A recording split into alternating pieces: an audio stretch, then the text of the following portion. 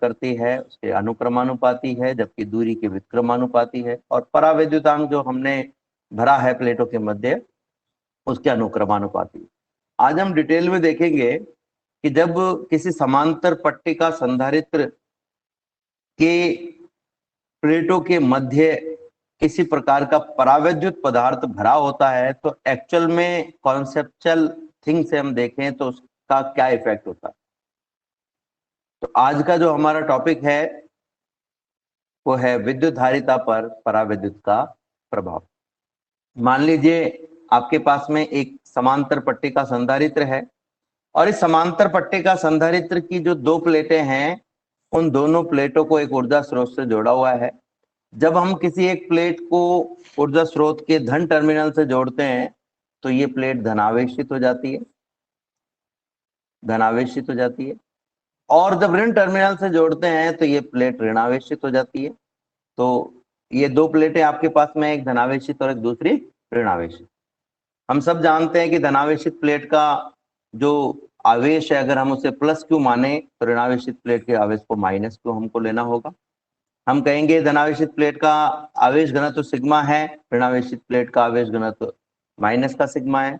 हम ये भी जानते हैं कि दो प्लेटों जिनमें से एक पर धनावेश और दूसरे पर ऋणावेश हो कि बीच में अगर हम कोई पॉइंट लें, बीच का मतलब एग्जैक्टली बीच में नहीं है, बीच में कहीं पर भी हो सकता है, तो उस पॉइंट पर विद्युत क्षेत्र की जो दिशा है वो धनात्मक प्लेट से ऋणात्मक प्लेट की ओर आती है। हमने लास्ट क्लास में भी देखा था, प्लस से माइनस की ओर। तो ये इसके विद्युत क्षेत्र की दिशा है जिसे मैं विदाउट परावैद्युत माध्यम विद्युत क्षेत्र कह सकता हूं ई नॉट। अब अगर हम इस ई नॉट की वैल्यू निकालना चाहें तो हम सब जानते हैं कि ई नॉट का जो वैल्यू होती है वो हमने लास्ट क्लास में भी निकाली थी कि अगर मैं किसी बिंदु पर विद्युत क्षेत्र निकालना चाहूं तो धनात्मक प्लेट के कारण इस विद्युत क्षेत्र की दिशा प्लेट से बिंदु की ओर यानी प्लेट से परे होगी, और ऋणात्मक आवेशित प्लेट के कारण जो विद्युत क्षेत्र की दिशा होगी वो बिंदु से प्लेट की ओर होगी। इसको मैं E1 मानूं और इसको मैं E2 मानूं तो जो टोटल विद्युत क्षेत्र है E नॉट वो हो जाएगा E1 प्लस E2। लास्ट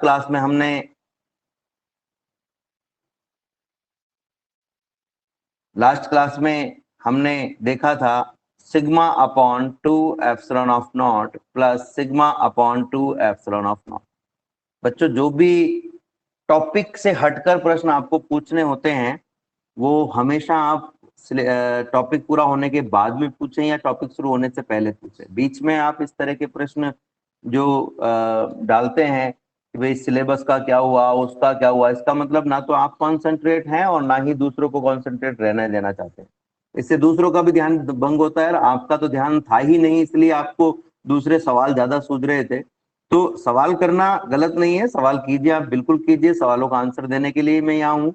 लेकिन वो प्रश्न अगर टॉपिक से संबंधित है तो आप टॉपिक के बीच में पूछे, और अगर टॉपिक से संबंधित नहीं है, टॉपिक से थोड़ा सा हटकर है, तो आप टॉपिक के लास्ट में पूछ सकते हैं। आगे से ध्यान रखें। तो जो हम बात कर रहे थे, अगर हम इन दोनों को जोड़ेंगे तो हमारे पास में आएगा sigma upon epsilon of not.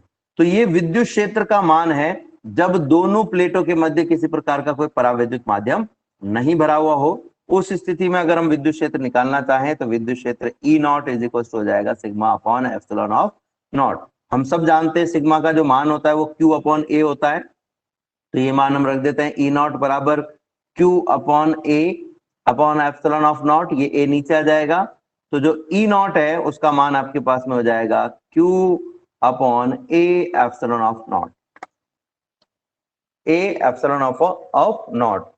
अब अगर मैं यहां से प्लेटों के मध्य का विभवांतर निकालना चाहूं, विभवांतर कैलकुलेट करना चाहूं, तो विभवांतर के लिए हमने देखा था, पहले भी हमने टॉपिक्स में पढ़ा है विद्युत क्षेत्र और विभवांतर में संबंध, और उसी को हम आधार मानते हुए विभवांतर की वैल्यू निकाल सकते हैं। V not is equal to E not D into D, जहां पर डी जो है वो दोनों प्लेटों के मध्य की दूरी है, यानी कि आवेश का जो ट्रांसफर हो रहा है वो इतनी ही दूरी के मध्य हो रहा है।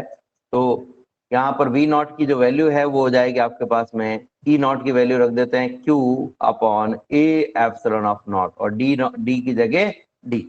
अब अगर मैं यहाँ से धारिता निकालना चाहूं तो धारिता का मान कितना हो जाएगा। ये जो सारी कैलकुलेशंस मैं कर रहा हूं, ये सारी कैलकुलेशन विद्युत क्षेत्र की परावैद्युत माध्यम की अनुपस्थिति में हम कर रहे हैं।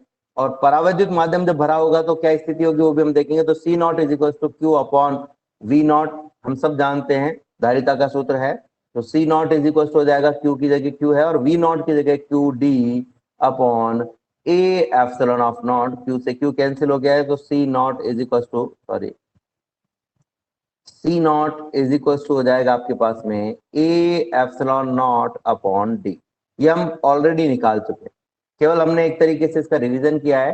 तो इस प्रकार से हम परावैद्युत माध्यम की अनुपस्थिति में जो धारिता है उसकी कैलकुलेशन कर सकते हैं। एक बार फिर से हम देख लेते हैं। मान लीजिए आपके पास में दो प्लेटें हैं, दोनों पर जो आवेश है उस आवेश के मान क्रमशः प्लस Q और माइनस Q है। इन पर अगर हम आवेश घनत्व की बात करें तो आवेश घनत्व का मान सिग्मा और माइनस सिग्मा है। अगर हम इन प्लेटों के पृष्ठीय क्षेत्रफल को A और इनके मध्य की दूरी को स्मॉल d माने तो ऐसी स्थिति में जो विद्युत क्षेत्र है उसका मान दोनों प्लेटों के मध्य E not is equal to sigma upon epsilon not होगा। सिग्मा अपॉन एप्सिलॉन नॉट, जहां पर सिग्मा का मान Q अपॉन A है, ये हमने रख दिया है। तो आपके पास में E नॉट का मान आ जाएगा Q upon A epsilon not. अब अगर हम प्लेटों के मध्य का विभवांतर निकालना चाहें तो प्लेटों के मध्य का विभवांतर V not is equal to E not D, जहां पर E नॉट की वैल्यू पिछली इक्वेशन से हम रखेंगे जो कि Q upon A epsilon not है और D की जगह D रख दिया है। तो V नॉट बराबर आपके पास में हो जाएगा QD upon A epsilon naught. ये हम निकाल चुके थे। अब इससे आगे हम चलें, अगर मैं C की वैल्यू निकालना चाहूं तो हम सब जानते हैं धारिता का जो मान है, प्लेट संधारित्र की धारिता का जो सूत्र होता है वो होता है C not is equal to Q upon V not. यहाँ पर जो हम नॉट नोटेशन काम में ले रहे हैं वो निर्वात या वायु की उपस्थिति में हम कह सकते हैं, हम कहें परावैद्युत माध्यम जब नहीं भरा हुआ हो तो उस स्थिति के लिए हमने यहाँ पर नॉट नोटेशन काम में लिया है।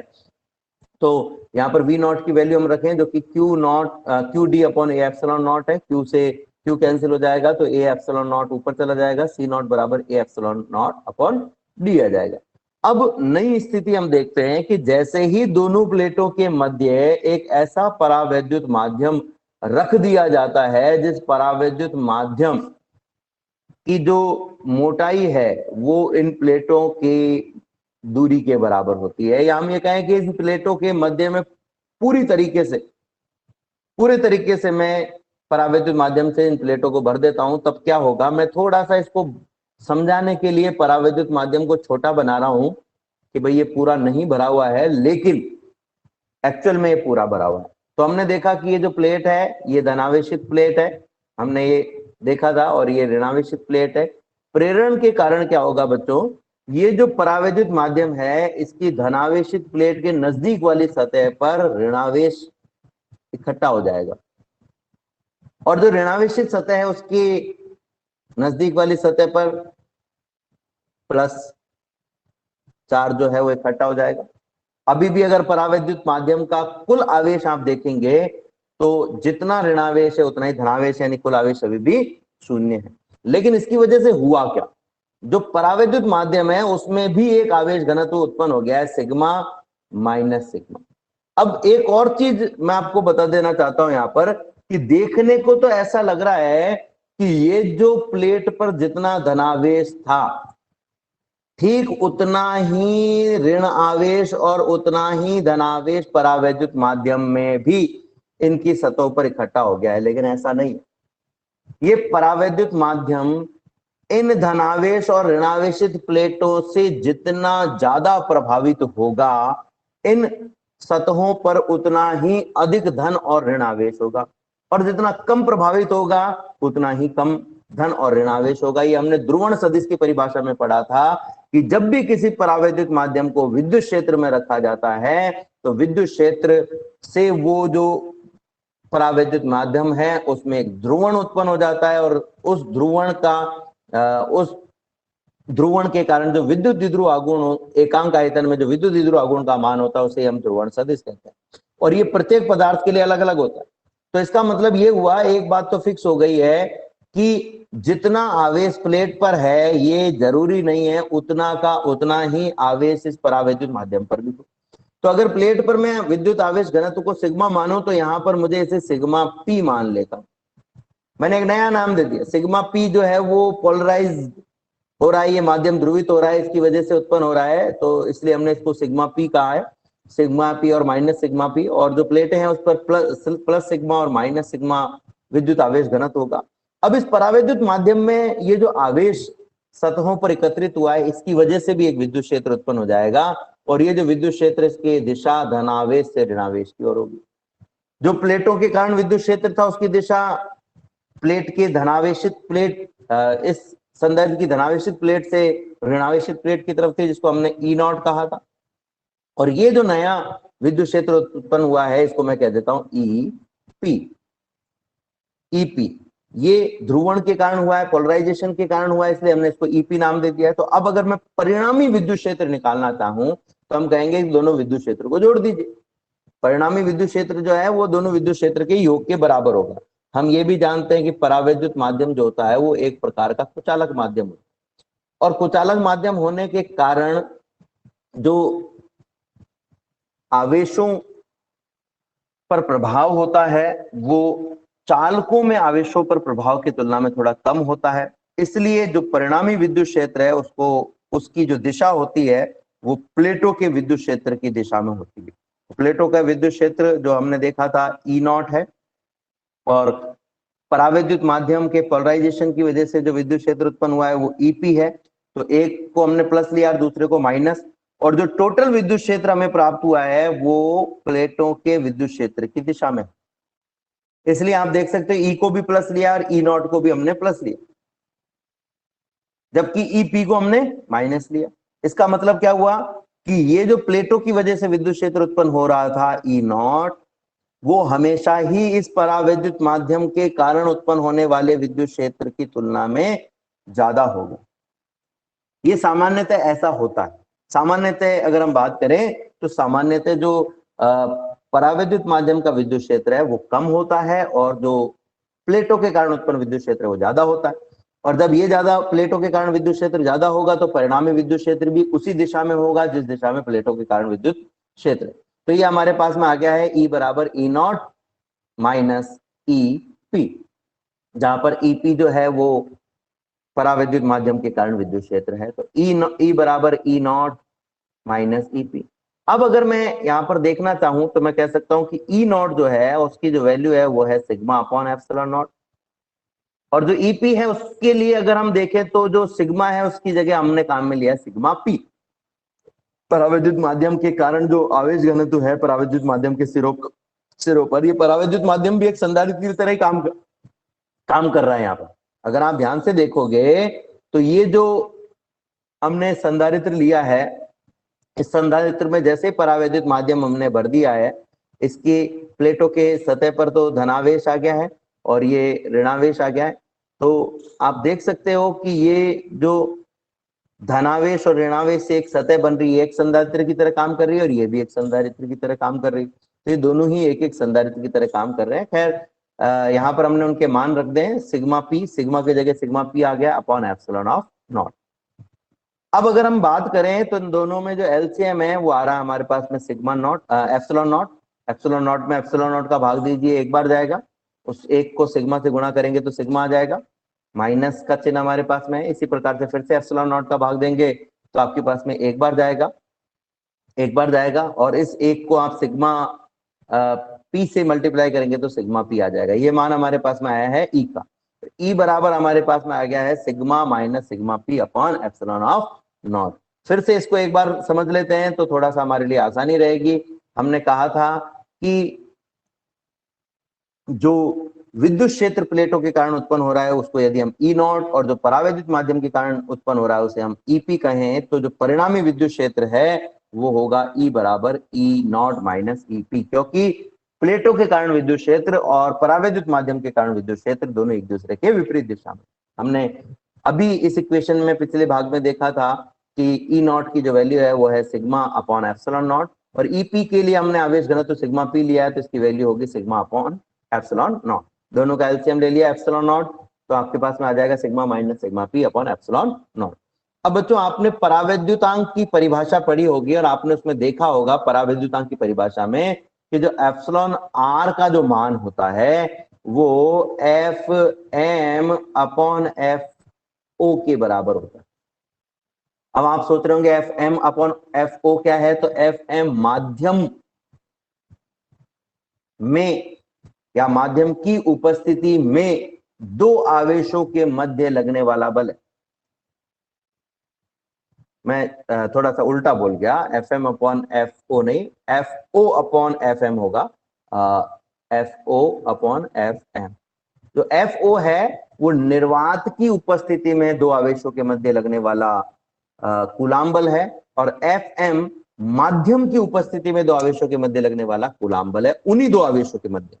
तो अब अगर हम इसमें से एफ ओ की वैल्यू लिखना चाहे तो इसे हम लिखेंगे Q इंटू ई ओ, और एफ एम की वैल्यू लिखना चाहे तो ये हो जाएगा Q इंटू ई एम। यहां पर m शब्द जो है वो मैं माध्यम के लिए काम में ले रहा हूं। आप m की जगह अगर m काम में नहीं ले रहे हो, ओनली f काम में ले रहे हो, तो f भी काम में ले सकते हो, तो यहाँ पर ओनली e हो जाएगा। q से q कैंसिल, ये q से q कैंसिल हो गया तो q गायब हो गया, तो एप्सिलॉन r जो है आपके पास में आ जाएगा एप्सिलॉन r बराबर ई नॉट अपॉन ई। तो ये जो ई नॉट अपॉन ई वाली परिभाषा है वो यहीं से आई है हमारे पास। इसको हम परावैद्युतांक की परिभाषा भी कह सकते हैं। परावैद्युतांक की परिभाषा भी इसी प्रकार से दी जाती है कि दो आवेशों के मध्य निर्वात की उपस्थिति में कूलाम बल और माध्यम की उपस्थिति में कूलाम बल का अनुपात माध्यम का सापेक्षिक या आपेक्षिक परावैद्युतांक कहलाता है। ये परिभाषा सामान्यतः हमने पढ़ी भी है, पहले चैप्टर में हमने पढ़ी थी। अब इसी परिभाषा से हमारे पास में नई परिभाषा क्या आ रही है कि माध्यम की निर्वात की उपस्थिति में आवेश के कारण विद्युत क्षेत्र और माध्यम की उपस्थिति में आवेश के कारण विद्युत क्षेत्र किसी एक निश्चित बिंदु पर का अनुपात दोनों माध्यमों का अनुपात माध्यम के आपेक्षिक परावैद्युतांक के बराबर होता है। तो ये जो इक्वेशन है हमारे पास में कहां से आई है, इसी से आई। अब देखो अगर आपको ऐसे समझ में नहीं आता है तो हम इसको दूसरे तरीके से भी ले सकते हैं। मान लीजिए कि दोनों आवेश जो थे उन आवेशों के मान थे, एक का मान था कैपिटल क्यू और एक का था स्मॉल क्यू, ठीक है। दोनों के बीच की जो दूरी थी वो थी आर। तो अगर हम बल निकालना चाहें तो हम कहेंगे निर्वात की उपस्थिति में बल हो जाएगा 1/4 pi epsilon of not capital Q small Q upon R square, upon 1/4 pi epsilon of not capital Q small Q upon R square. Epsilon not की जगह ओनली एप्सिलॉन आएगा, एप्सिलॉन। अब आप यहां पर ध्यान से देखें, हाँ एकार्थ पारिक कुछ पूछना चाहता है, एकार्थ पारिक बोलो बेटा।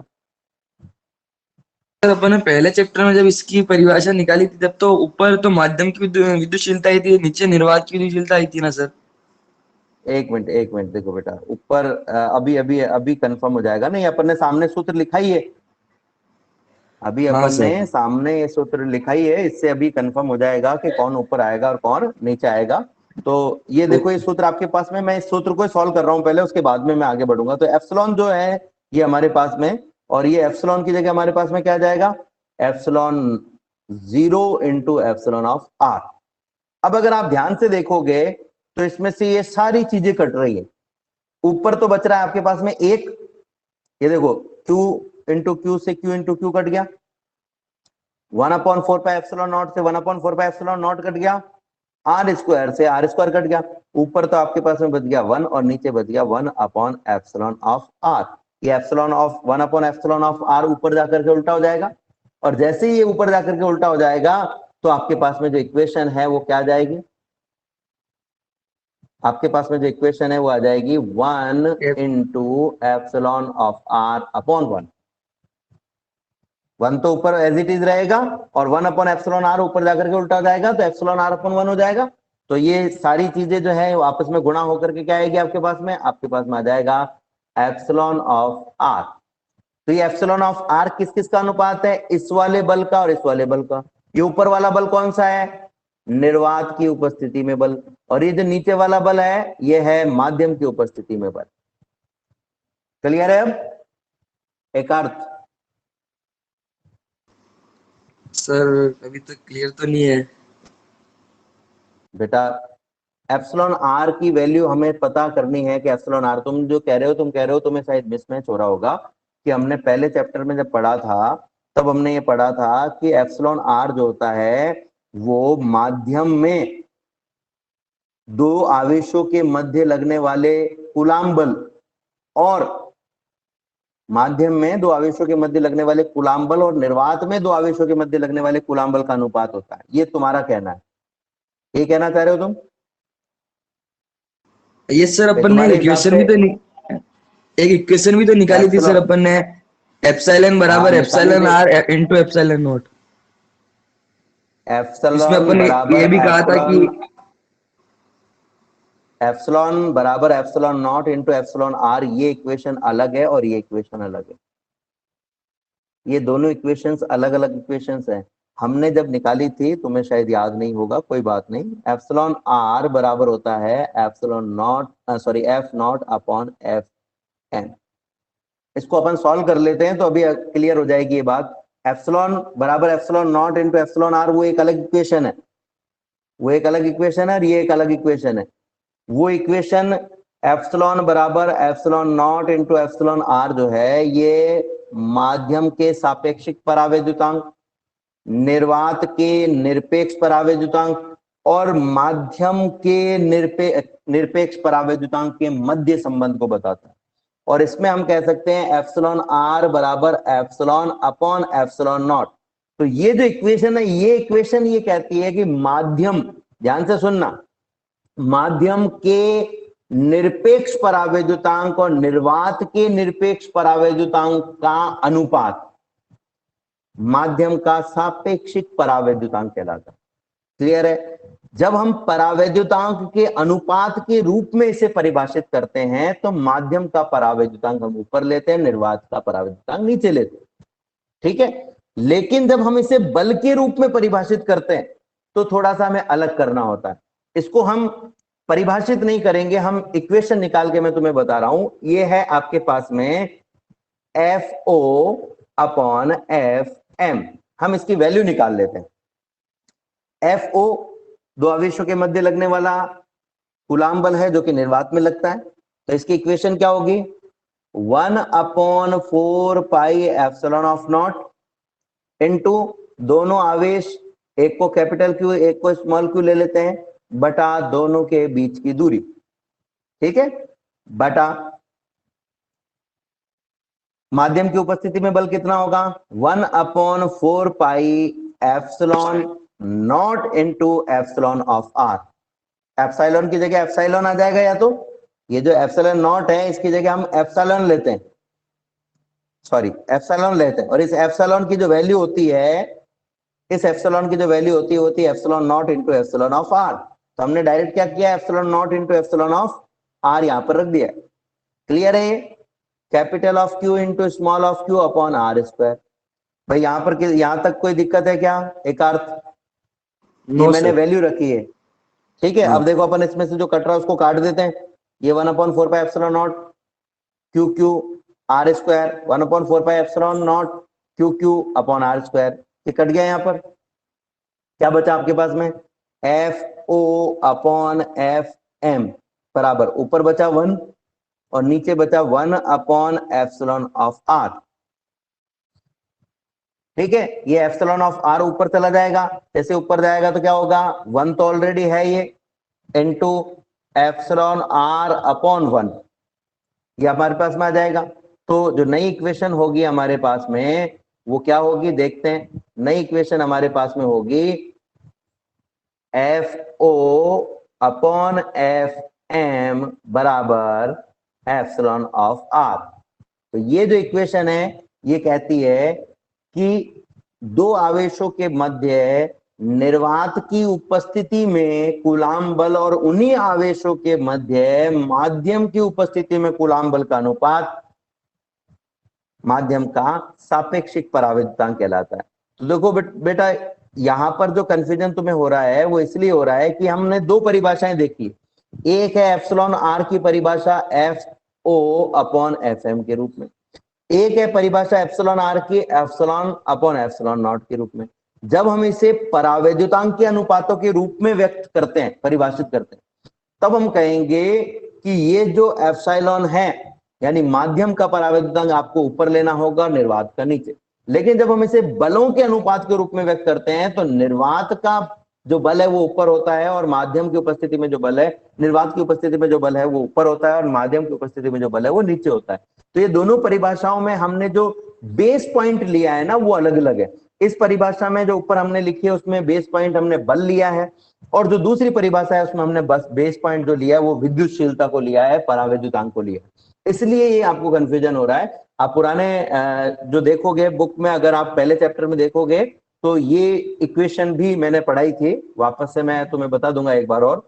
तो ये शायद इस वजह से कंफ्यूजन हो रहा होगा तुम्हें कि तुमने इस इक्वेशन को और इसको मिक्स कर दिया। तुम्हारे दिमाग में ये रह गया कि भाई ये माध्यम वाला ऊपर होता है, निर्वात के लिए जो मान है वो नीचे होता है। लेकिन ऐसा तब होता है जब हम परावैद्युतांक को डिफाइन करते हैं, परावैद्युतांक के रूप में परावैद्युतांक को डिफाइन करते हैं, यानी कि इसकी परिभाषा के लिए जो हम अनुपात ले रहे हैं वो विद्युतशीलता का ले रहे हैं। इसी प्रकार से परावैद्युतांक की परिभाषा के लिए जब हम अनुपात ले रहे हैं वो बलों का अगर अनुपात लें तो ये उल्टा हो जाएगा। ऐसा इसलिए भी हुआ है क्योंकि बल में जो विद्युतशीलता होती है वो हर में होती है, इसलिए उल्टा हो गया है। तो बल के रूप में या विद्युत क्षेत्र के रूप में जब परिभाषित करोगे तो जो इक्वेशन है वो हमारे पास में कुछ इस प्रकार की रहेगी। ये दो अलग अलग परिभाषाएं हैं। देखो एक ही चीज की दो अलग अलग परिभाषाएं हो सकती है। चलो एक उदाहरण से मैं आपको समझाता हूं। मान लीजिए कि ए जो है उसका जो मान है, ए कोई वस्तु का भार है, इसका मान है 2 किलोग्राम, ठीक है। और बी एक वस्तु का भार है जिसका मान है 1 किलोग्राम, ठीक है। और सी एक वस्तु का भार है जिसका मान है 4 किलोग्राम। अब देखो अगर मुझे इस 2 किलोग्राम को परिभाषित करना होता इस बी और सी के हिसाब से, तो बी कहता कि ए का भार में मुझसे दुगना है। बी क्या कहता है कि ए का भार मुझसे दुगना है। लेकिन सी को जब हम यही बात पूछते हैं कि भाई ए का भार कितना है, तो कहता मेरे से आधा है। बी ने तो कहा दुगना है और सी ने कहा आधा है, पर क्या ए का भार अलग अलग है? ए का भार तो फिक्स है, पर दो अलग अलग व्यक्तियों के हिसाब से दो अलग अलग परिभाषाएं हमारे पास में आ गई। दो अलग अलग व्यक्तियों के हिसाब से दो अलग अलग परिभाषाएं हमारे पास में आ गई हैं। दो परिभाषाएं कौन कौन सी आ गई? बी कहता भाई मेरे भार का दुगना, जितना भी होगा वो ए का भार है। और सी कहता है मेरे भार का आधा, जितना भी होगा वो ए का भार है। तो बेस पॉइंट क्या है उस परिभाषा का? ये उस परिभाषा को डिफाइन करने के लिए काम में लिया जाता है। एक अर्थ अभी क्लियर हुआ बेटा? यस सर, अब क्लियर हो गया। ठीक है। और एक बार मैं इस टॉपिक के लास्ट में जो पुराना हमने पढ़ा है उसको भी मैं तुम्हें बता दूंगा, उससे भी थोड़ा और ज्यादा क्लियर हो जाएगा। खैर वापस हम यहाँ पर आते हैं। तो मैं जो बात कर रहा था उसी पर मैं आ रहा हूँ वापस से, कि जो हम एप्सिलॉन आर की जो हमने परिभाषा देखी है बल के रूप में, वो है एफ ओ अपॉन एफ, यानी कि निर्वात की उपस्थिति, एफ लिखो या एफ एम लिखो एक ही बात है। एफ ओ निर्वात की उपस्थिति में बल बटा माध्यम की उपस्थिति में बल। जैसे हम विद्युत क्षेत्र के रूप में व्यक्त करना चाहें तो Q into E naught upon Q into E हो जाएगा। Q से Q कट गया हमारे पास में, जहां पर ई नॉट जो है वो निर्वात में विद्युत क्षेत्र है और ये माध्यम की उपस्थिति में विद्युत क्षेत्र है। तो एप्सिलॉन आर की जो वैल्यू है वो हो जाएगी ई नॉट अपॉन ई।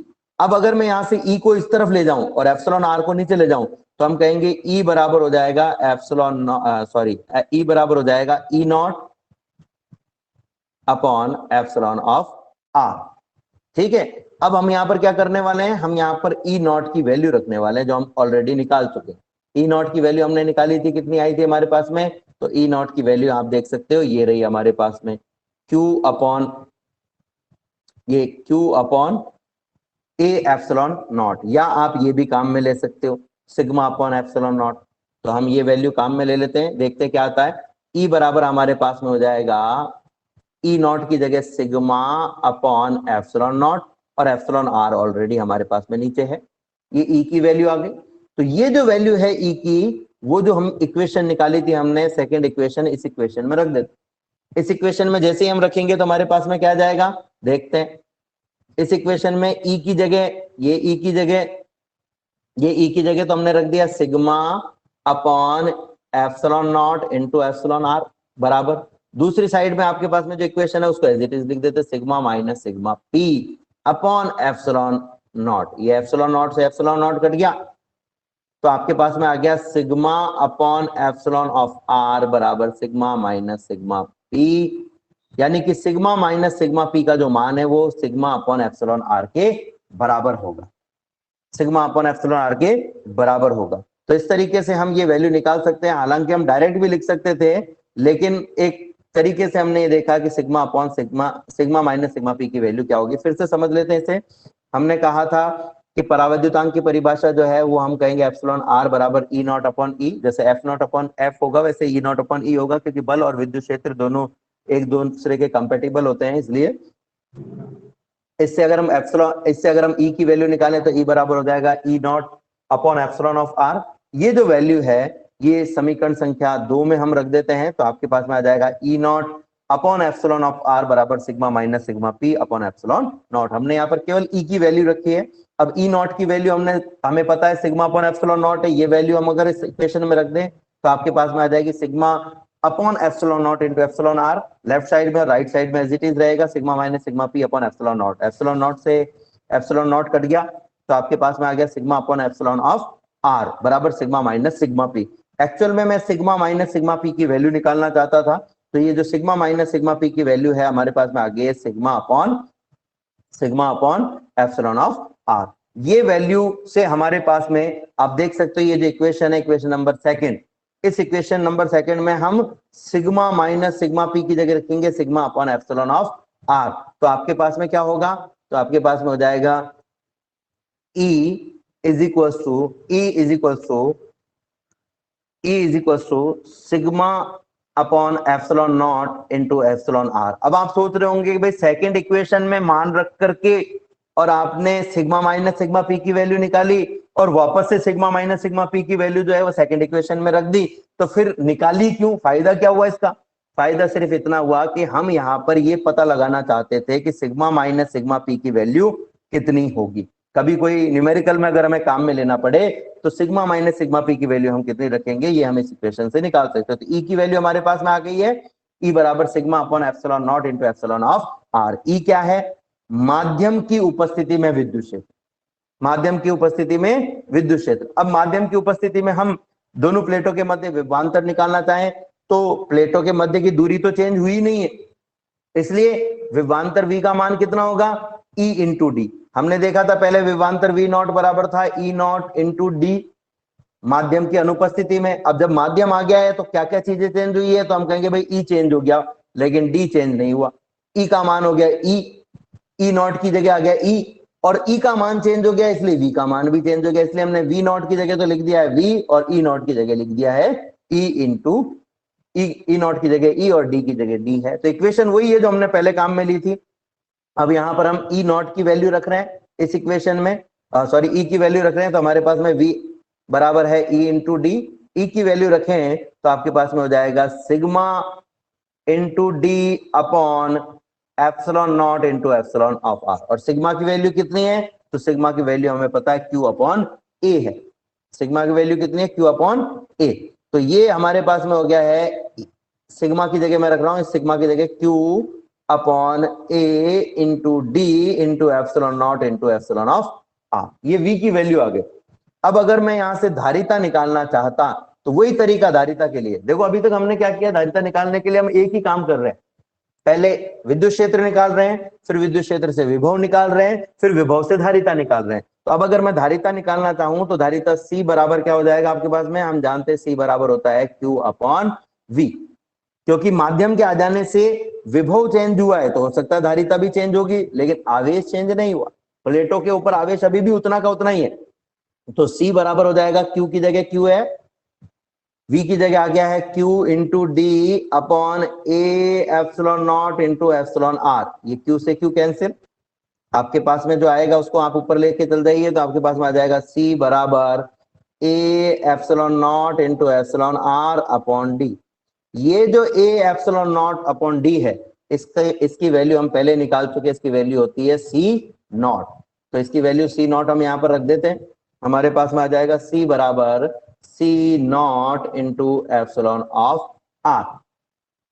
C बराबर C naught upon epsilon of R. ये जो C नॉट है ये है निर्वात की उपस्थिति में संधारित्र की धारिता, और ये जो C है वो है माध्यम की उपस्थिति में संधारित्र की धारिता।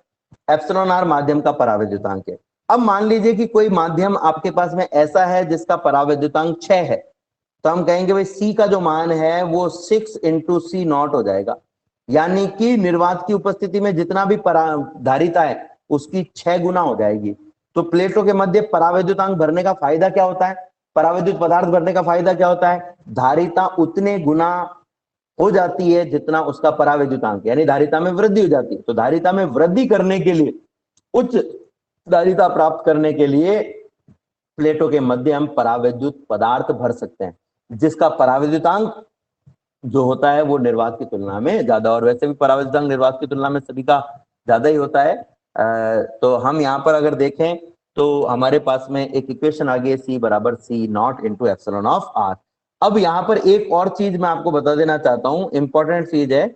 हमने लिखा है C बराबर C naught into epsilon R, कई जगह आप देखोगे लिखा हुआ मिलेगा C बराबर C नॉट इंटू K, तो एप्सिलॉन R की जगह K भी काम में लिया जाता है।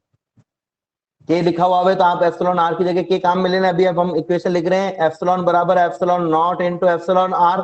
जब कहा जाए कि माध्यम का सापेक्षिक या अपेक्षिक परावैद्युतांक K है, तो अब हम कहेंगे एप्सिलॉन बराबर epsilon naught into K, that's it. तो कई बुक्स में K काम में लिया, कई बुक्स में एप्सिलॉन R काम में लिया है, कोई दिक्कत वाली बात नहीं है। आप दोनों में से जो भी प्रश्न में लिखा हुआ है आप वही काम में लें। वापस से एक बार हम फिर से देख लेते हैं। हमने देखा था कि जो E की वैल्यू है हमारे पास में वो आई थी sigma upon epsilon naught into epsilon R। अगर V की वैल्यू में निकालना चाहूं तो जो विद्युत विभवांतर प्लेटों के मध्य वो होगा E इंटू डी। यहाँ पर E की वैल्यू जो ऊपर हमने काम में ली थी उसको हम लिख देते हैं, तो sigma upon epsilon naught into epsilon R तो E की वैल्यू से आ जाएगा, और D हमारे पास में ऑलरेडी है। सिग्मा बराबर Q अपॉन A होता है, तो ये हमने Q अपॉन A रख दिया इक्वेशन में, बाकी upon epsilon naught into epsilon R as it is है।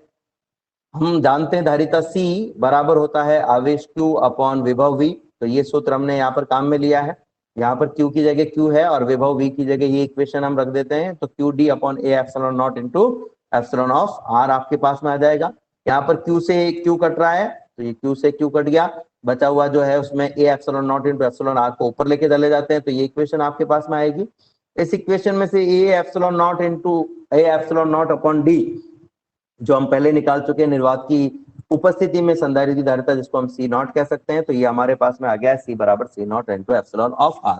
अब बच्चों अगर एग्जाम में आता है कि समांतर पट्ट संधारित्र की धारिता प्लेटों के मध्य परावैद्युत पदार्थ भर देने पर ज्ञात कीजिए, तो आपको यहां तक ये ज्ञात करना है। मैं इसमें एक एडवांस इक्वेशन भी ज्ञात कर रहा हूं जो आपके काम आएगी इस वजह से।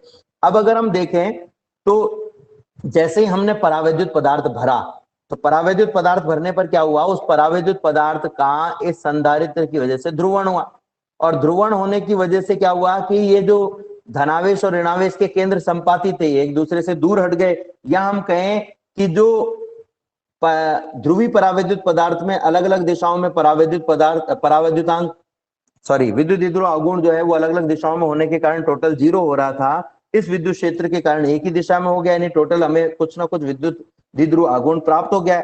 विद्युत द्विध्रुव आघूर्ण जैसे ही विद्युत क्षेत्र आरोपित करते हैं तो जो शून्य होता है वो अशून्य हो जाता है, और इसी से हमने एक परिभाषा दी थी P बराबर small of P upon V। ये जो P है ये है ध्रुवण सदिश, और स्मॉल p जो है वो है विद्युत द्विध्रुव आघूर्ण, और V जो है वो है आयतन। तो हम क्या कहेंगे, एकांक आयतन में उत्पन्न विद्युत द्विध्रुव आघूर्ण, एकांक आयतन में उपस्थित अणुओं में उत्पन्न विद्युत द्विध्रुव आघूर्ण। तो जो अगर हम यहां से ध्रुवण सदिश P की वैल्यू निकालना चाहें तो ध्रुवण सदिश P बराबर हमने देखा स्मॉल p अपॉन V है। स्मॉल p विद्युत द्विध्रुव आघूर्ण, विद्युत द्विध्रुव आघूर्ण कितना होता है, हम सब जानते हैं विद्युत द्विध्रुव आघूर्ण जो होता है वो होता है आवेश इंटू आवेशों के मध्य की दूरी।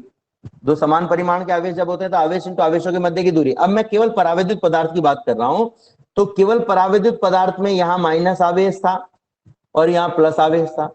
यदि हम आवेश का परिमाण स्मॉल q मान लें थोड़ी सी देर के लिए, तो ये तो आ गया आपके पास में स्मॉल q, और फिर हमें लेना है धनावेश और ऋणावेश के बीच की दूरी, तो इसको मैं मान लेता हूं t, ठीक है। हालांकि ये t नहीं है, कितनी है, जितनी प्लेटों के मध्य की दूरी है उतनी ही दूरी है स्मॉल टी, लेकिन थोड़ी सी देर के लिए हमने इसको मान लिया स्मॉल डी नहीं मान करके टी मान लिया।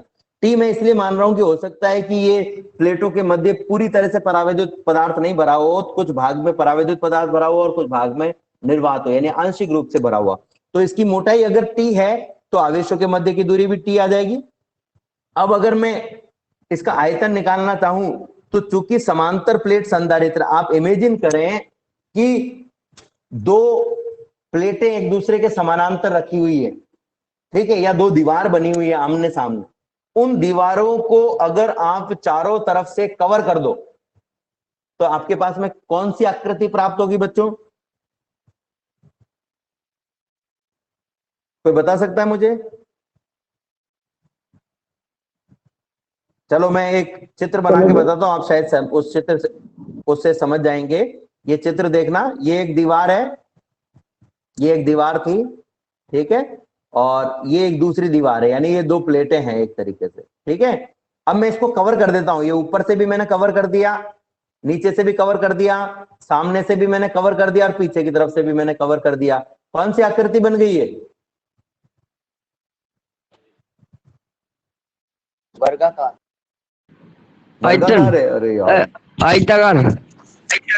आयताकार। Very good. कीर्तन ने बिल्कुल सही कहा कि घनाभाकार या घन आकृति बन सकती है। घन आकृति तब बनेगी जब प्लेटों की लंबाई चौड़ाई और उनके मध्य की दूरी समान हो। आयुष माइक ऑफ कर लो। जब प्लेटों के मध्य की दूरी और प्लेटों की लंबाई चौड़ाई बराबर हो तो ये घन आकृति बनेगी, और अगर प्लेटों के मध्य की दूरी उसकी लंबाई चौड़ाई से डिफरेंट है तो ये घनाभ आकृति बनेगी। और घनाभ का जो आयतन होता है वो होता है किसी भी एक प्लेट का क्षेत्रफल इनटू उन प्लेटों के मध्य की दूरी, यानी किसी भी एक दीवार का क्षेत्रफल, जो समांतर दीवारें हैं उनमें से किसी भी एक दीवार का क्षेत्रफल इनटू उनके मध्य की दूरी। अब आप सोच रहे होंगे ऐसे कैसे हो गया, तो आप देखेंगे, ध्यान से समझें। इस प्लेट की ये लंबाई है, ये ऊंचाई है, तो हम अगर इस प्लेट का क्षेत्रफल निकाले तो क्या हो जाएगा? लंबाई इंटू ऊंचाई, और दोनों के मध्य की दूरी निकाले तो इस घनाभ की चौड़ाई आ जाएगी आपके पास में। तो इन तीनों को जब आप गुणा करेंगे तो क्या आएगा? लंबाई इंटू ऊंचाई इंटू चौड़ाई। ये घनाभ के आयतन का सूत्र हो गया। लंबाई इंटू ऊंचाई क्या हो जाएगा? इस प्लेट के क्षेत्रफल का सूत्र। तो प्लेट का क्षेत्रफल इंटू चौड़ाई, चौड़ाई कितनी है? दोनों प्लेटों के मध्य की दूरी के बराबर। तो अगर मैं केवल परावैद्युत पदार्थ की बात करूं तो जब परावैद्युत पदार्थ भरा जाता है प्लेटों के मध्य और वो भी प्लेटों के क्षेत्रफल के बराबर क्षेत्रफल रखता हो, तब हम कहेंगे ये ए इंटू टी हो जाएगा, और यहाँ पर टी से टी कैंसिल आ जाएगा, हो जाएगा। तो पी बराबर आपके पास में आ जाएगा स्मॉल क्यू अपॉन ए।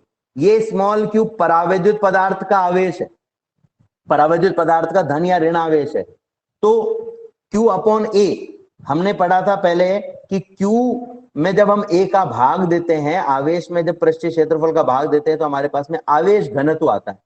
तो इसकी जगह क्या आ जाएगा आपके पास में? Q अपॉन ए की जगह आवेश घनत्व आ जाएगा। तो P बराबर क्या हो जाएगा? आवेश घनत्व। कौन सा आवेश घनत्व? चूंकि हम ये परावैद्युत पदार्थ का निकाल रहे हैं तो परावैद्युत पदार्थ का आवेश घनत्व हो जाएगा। तो P बराबर होगा सिग्मा P। P बराबर सिग्मा P हमारे पास में आ जाएगा। अगर हम ये पूरे संधारित्र, अगर ये परावैद्युत माध्यम पूरे संधारित्र में भरा हुआ होता और इसमें उतना ही धन और ऋणावेश उत्पन्न होता जितना कि प्लेटों पर है, तो ये सिग्मा पी की जगह सिग्मा हो जाता। क्योंकि परावैद्युत पदार्थ में उत्पन्न धन और ऋण आवेश जो इनकी सतहों पर उत्पन्न होता है उसका मान प्लेटों पर आवेशों के बराबर हो भी सकता है और नहीं भी हो सकता है, इसलिए हमने यहाँ पर इसको सिग्मा पी लिया। अब आप सोच रहे हैं कि हम इसका करें क्या, तो हम पुरानी इक्वेशन पर वापस आते हैं। हमने एक इक्वेशन निकाली थी, ये अलग पार्ट है, ये उस टॉपिक का हिस्सा नहीं है, वो टॉपिक वहीं पर खत्म हो चुका है, ये एक्स्ट्रा है, ठीक है ना, ये ध्यान रखना। अगर आपके पास में आता है कि समांतर प्लेट संधारित्र की प्लेटों के मध्य परावैद्युत माध्यम भर देने पर धारिता पर क्या प्रभाव पड़ेगा, तो आपको इस इक्वेशन तक ही सॉल्व करना है, इसे इस इक्वेशन तक ही सॉल्व करना है आपको, इससे आगे सॉल्व नहीं करना है। हम आगे देख रहे हैं कि कुछ विशेष चीजें हम यहाँ पर निकालना चाह रहे हैं, इसलिए मैंने इस इक्वेशन को आगे बढ़ाया है। तो हमने देखा था इक्वेशन क्या था हमारे पास में, E बराबर sigma minus sigma P upon epsilon not. इस एप्सिलॉन नॉट को इधर ले जाओ तो एप्सिलॉन नॉट इंटू ई बराबर हो जाएगा सिग्मा माइनस सिग्मा पी। इस सिग्मा पी को की जगह हम क्या लिख सकते हैं? ओनली पी लिख सकते हैं, अभी हमने निकाला था पीछे वाले इक्वेशन में। तो एप्सिलॉन नॉट इंटू ई बराबर सिग्मा माइनस कैपिटल पी, इस कैपिटल पी को इधर ले जाओ तो आपके पास में आ जाएगा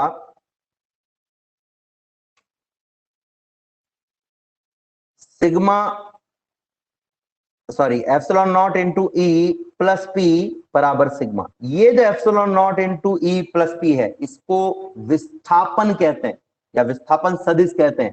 ठीक है, इसकी जो है इसको डी से डिस्प्लेसमेंट से डिफाइन किया जाता है।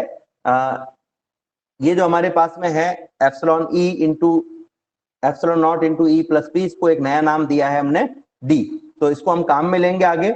अब अगर हम देखना चाहें तो हम क्या कहेंगे कि जो डी है उसकी वैल्यू कितनी हो जाएगी, epsilon naught into E plus P.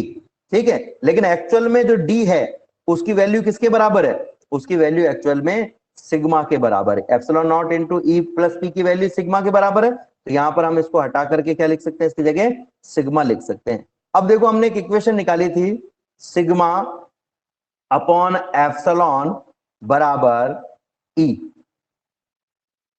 Sigma upon epsilon बराबर ई। यहां से इस एप्सिलॉन को इस तरफ लेके चले जाओ तो आपके पास में आ जाएगा सिग्मा बराबर एप्सिलॉन इंटू ई, नंबर एक। दूसरा अगर हम इससे निकालना चाहें तो एक और हम निकाल सकते हैं, हमने एक और इक्वेशन देखी थी, सिग्मा अपॉन एप्सिलॉन नॉट बराबर ई नॉट, सिग्मा अपॉन एप्सिलॉन बराबर सिग्मा अपॉन एप्सिलॉन नॉट बराबर ई नॉट। तो जो हमें चाहिए इक्वेशन वो हम यहां रख सकते हैं, जिसकी जरूरत हमें हम वो इक्वेशन रख सकते हैं। इससे भी सिग्मा की वैल्यू हम निकाल के रख सकते हैं, और जो हमने अभी इक्वेशन लिखी थी जिसमें हमने क्या कहा था, सिग्मा अपॉन एप्सिलॉन बराबर ई, इस इक्वेशन से भी हम सिग्मा की वैल्यू निकाल के रख सकते हैं। तो ये हमने देखो यहाँ पर निकाला हुआ है, आप देख सकते हैं, ये हमारे पास में यहाँ पर आ रहा है, ऊपर ही ऊपर जो इक्वेशन है इसको ध्यान से देखें।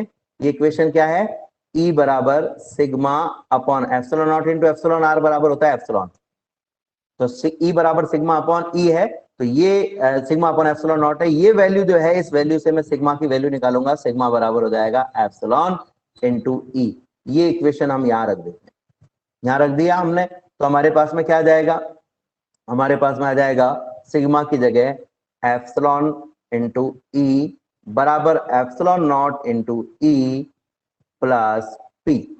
यहां से मैं इस ई एप्सिलॉन नॉट इंटू ई को लेफ्ट में लेके जा रहा हूं, तो ये हो जाएगा E epsilon into E minus epsilon naught into E बराबर पी। ठीक है, यहां से एप्सिलॉन नॉट, एप्सिलॉन को आप लिख सकते हो epsilon naught into epsilon R, E की जगह ई है, minus epsilon naught into E बराबर पी। इन पूरे में से अगर आप ध्यान से देखोगे तो आपके पास में एप्सिलॉन नॉट और ई को आप कांस्टेंट बाहर निकाल, कॉमन लेकर के बाहर निकाल सकते हो, तो एप्सिलॉन नॉट इंटू ई बाहर आ गया, बचा क्या अंदर आपके पास में, एप्सिलॉन आर माइनस 1 बराबर पी। अब पी की वैल्यू हम पहले जब ध्रुवण सदिश के बारे में हमने पढ़ा था तब हमने पी के बारे में पढ़ा था, और पी की वैल्यू कितनी होती है, तो हमने पी की वैल्यू पढ़ी थी, ये तो मैं लेफ्ट वाली साइड तो एज इट इज लिख देता हूँ, epsilon naught into E epsilon R minus 1 बराबर पी की वैल्यू होती है epsilon naught into chi into E. तो देखो ई से तो ई कैंसिल हो गया और एप्सिलॉन नॉट से एप्सिलॉन नॉट कैंसिल हो गया, तो आपके पास में आ गया एप्सिलॉन आर माइनस 1 बराबर काई। यानी वैद्युत प्रवृत्ति का जो सूत्र है वो हमारे पास में आ गया। ठीक है, फिर से एक बार इसको समझ लेते हैं, फिर से एक बार बता देता हूं आपको तो थोड़ा सा और क्लियर हो जाएगा। ये हमने देखा था ध्रुवण सदिश की जो परिभाषा है, उस ध्रुवण सदिश की परिभाषा से अगर मैं निकालना चाहूँ वैल्यू, तो हमारे पास में होगी ध्रुवण सदिश की परिभाषा से P अपॉन V। P की जो वैल्यू होती है वो आवेश और उनके मध्य की दूरी के गुणनफल के बराबर होती है, और V जो है वो अनुप्रस्थ काट क्षेत्रफल और परावैद्युत पदार्थ की मोटाई के बराबर है। यहाँ पर T से T कैंसिल हो जाएगा, T यहाँ पर परावैद्युत पदार्थ की मोटाई या परावैद्युत पदार्थ में धनावेश और ऋणावेश के मध्य की दूरी है, तो आपके पास में आ जाएगा Q अपॉन A। ये Q परावैद्युत पदार्थ का के धनावेश या ऋणावेश का परिमाण है, इसलिए Q अपॉन A जो आवेश घनत्व होगा वो परावैद्युत पदार्थ का आवेश घनत्व होगा, तो P बराबर सिग्मा P आपके पास में आ जाएगा। अब हमने एक इक्वेशन देखी थी कि E बराबर sigma minus sigma P upon epsilon not. यहाँ से एप्सिलॉन नॉट को अगर लेफ्ट में लेकर के जाओगे आप, या सिग्मा P की अगर अपन P रख दें तो आपके पास में एक P आ गया है, sigma minus P upon epsilon not, बाद में भी रख सकते हो, पहले भी रख सकते हो। एप्सिलॉन नॉट को आप लेफ्ट में लेके चले जाओ तो हो जाएगा एप्सिलॉन नॉट इंटू ई बराबर सिग्मा माइनस पी। यहाँ से पी को आप लेफ्ट में लेकर के चले जाएंगे तो आपके पास में आ जाएगा सिग्मा बराबर epsilon naught into E plus P. यहां पर ये जो E naught epsilon naught into E plus P है, इसको हम विद्युत विस्थापन कहते हैं या इसे विद्युत विस्थापन सदिश कहते हैं। इसे डी से डिनोट किया जाता है, तो इसकी जगह आप डी भी लिख सकते हो। हम सब ये भी जानते हैं कि जो ई की वैल्यू है वो होती है sigma upon epsilon naught into epsilon R, जहां पर epsilon naught into epsilon R को हम एप्सिलॉन कह सकते हैं। तो सिग्मा अपॉन एप्सिलॉन ये ई की वैल्यू हो गई। यहां से अगर हम सिग्मा की वैल्यू निकालना चाहें तो सिग्मा बराबर हो जाएगा एप्सिलॉन इंटू ई। हमने देखा ये इक्वेशन नंबर 3 में, इक्वेशन नंबर 3 में एप्सिलॉन नॉट इंटू ई बराबर सिग्मा है और सिग्मा की वैल्यू हमने यहाँ पर ये रख दी एप्सिलॉन नॉट इंटू ई। यहां से एप्सिलॉन नॉट एप्सिलॉन इंटू ई हमने रख दी सिग्मा की वैल्यू। एप्सिलॉन नॉट इंटू ई को लेफ्ट में लेके जाओगे तो आपके पास में राइट में तो ओनली पी रह जाएगा। इस डी को हमने केवल लिखा है, ये हमने काम में नहीं लिया कहीं पर भी। पी बराबर आ जाएगा epsilon into E minus epsilon naught into E. Epsilon की value epsilon naught into epsilon R होती है, तो ये वैल्यू हमने यहाँ पर रख दी है minus epsilon naught into E as it is रख दिया। दोनों में से एप्सिलॉन और ई कॉमन ले लिया है तो आपके पास में आ गया पी बराबर epsilon naught bracket epsilon R minus 1 into E. अब पी की वैल्यू जो ध्रुवण सदिश की परिभाषा थी उससे हमने ली थी पी बराबर epsilon naught into chi into ई। ये हम यहाँ पर रख देते हैं तो देखो आप देख सकते हो एप्सिलॉन नॉट से एप्सिलॉन नॉट कट जाएगा, ये पी की वैल्यू रख दी हमने यहाँ पर केवल, ई से ई कट जाएगा और काई बराबर आ जाएगा आपके पास में एप्सिलॉन आर माइनस 1। अब आप सोच रहे होंगे इतनी लंबी इक्वेशन का इसका क्या हम निकालना क्या चाह रहे हैं, इसमें करना क्या चाह रहे हैं।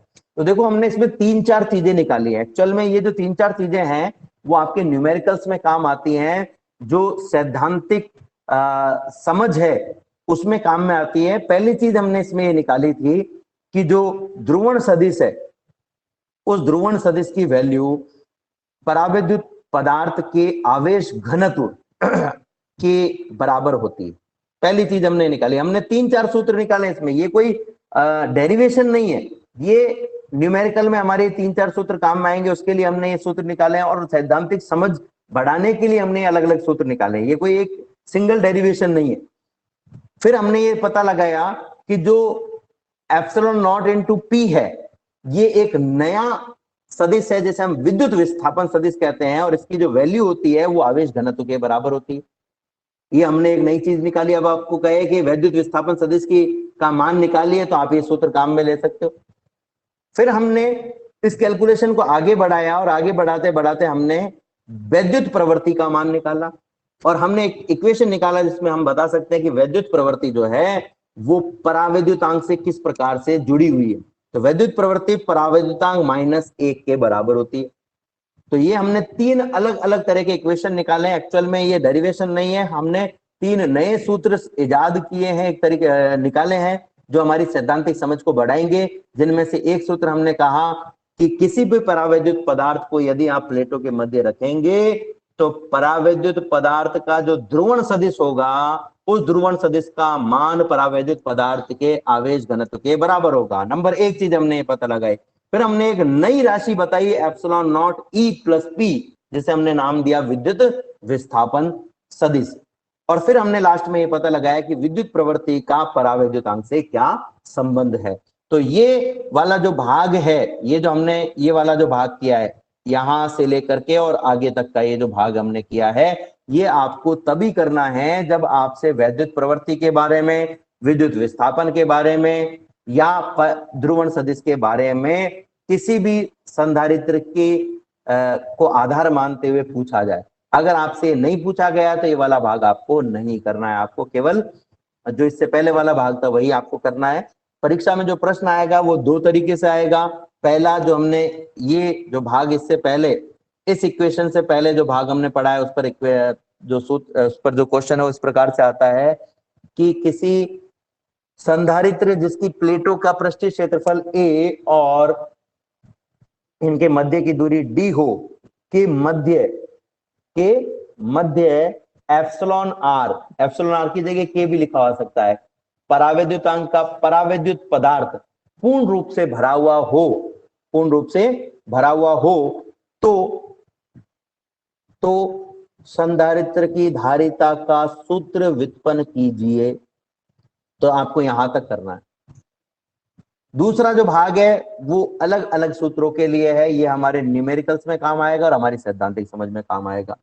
ये तो था आज का टॉपिक। इसमें अगर आपको